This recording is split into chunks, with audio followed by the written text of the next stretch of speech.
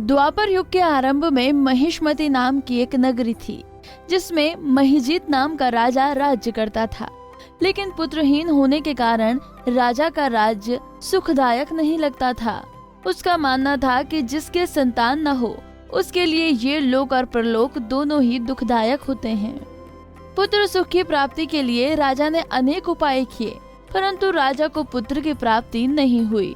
वृद्धावस्था आती देखकर राजा ने प्रजा के प्रतिनिधियों को बुलाया और कहा कि हे प्रजाजनों, मेरे खजाने में अन्याय का उपार्जन किया हुआ धन नहीं है, न मैंने कभी देवताओं व ब्राह्मणों का धन छीना है। किसी दूसरे की धरोहर भी मैंने नहीं ली। प्रजा को पुत्र के समान पालता रहा। मैं अपराधियों को पुत्र और बंधकों की तरह दंड देता रहा। कभी किसी से घृणा नहीं की, सबको समान माना है। सज्जनों की सदा पूजा करता हूँ। इस प्रकार धर्मयुक्त राज्य करते हुए भी मेरे पुत्र नहीं है, सो मैं अत्यंत दुख पा रहा हूँ। इसका कारण क्या है? राजा महिजीत की इस बात को विचारने के लिए मंत्री और प्रजा के प्रतिनिधि बन गए। एक आश्रम में उन्होंने एक अत्यंत वयोवृद्ध धर्म के ज्ञाता, बड़े तपस्वी, परमात्मा में मन लगाए हुए, निराहार, जितेंद्रिय, जितात्मा, जीत क्रोध, सनातन धर्म के गूढ़ तत्वों को जानने वाले, समस्त शास्त्रों के ज्ञाता महात्मा लोमश मुनि को देखा, जिनका कल्प के व्यतीत होने पर एक रोम गिरता था। सबने जाकर ऋषि को प्रणाम किया। उन लोगों को देखकर मुनि ने पूछा कि आप लोग किस कारण से आए हैं? निस्संदेह मैं आप लोगों का हित ही करूंगा। मेरा जन्म केवल दूसरों के उपकार के लिए हुआ है, इसमें संदेह मत करो। लोकश ऋषि के ऐसे वचन सुनकर सब लोग बोले, हे महर्षि, आप हमारी बात जानने में ब्रह्मा से भी अधिक समर्थ हैं, अतः आप हमारे इस संदेह को दूर कीजिए।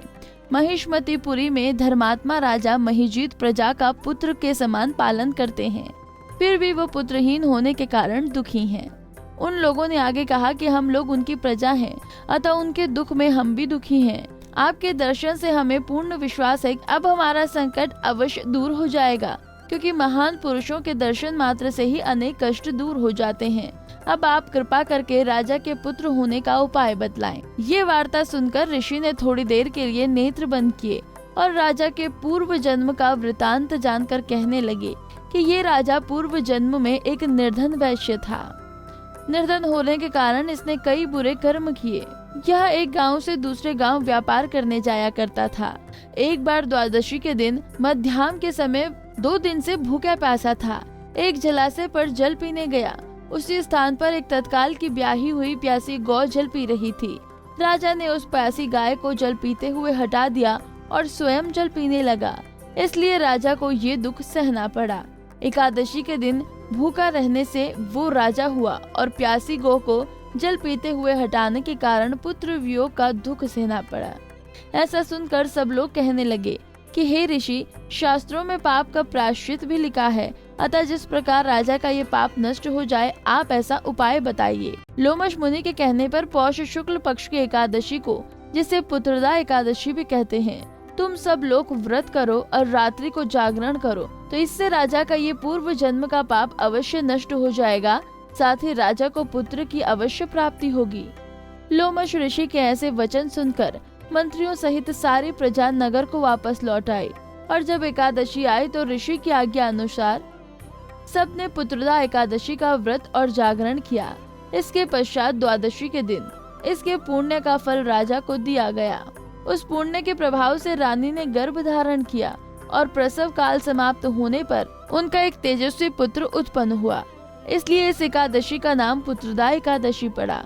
अतः संतान सुख की इच्छा हासिल करने वाले इस व्रत को अवश्य करें।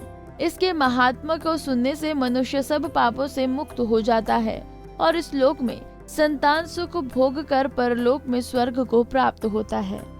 कुंडली टीवी डेस्क से प्रिया शर्मा की रिपोर्ट। इसी तरह की और भी जानकारी लेने के लिए हमारे चैनल को सब्सक्राइब करें और नई वीडियो की नोटिफिकेशन के लिए बेल आइकॉन दबाएं। अगर आप ये वीडियो फेसबुक पर देख रहे हैं तो वीडियो को लाइक और शेयर करें।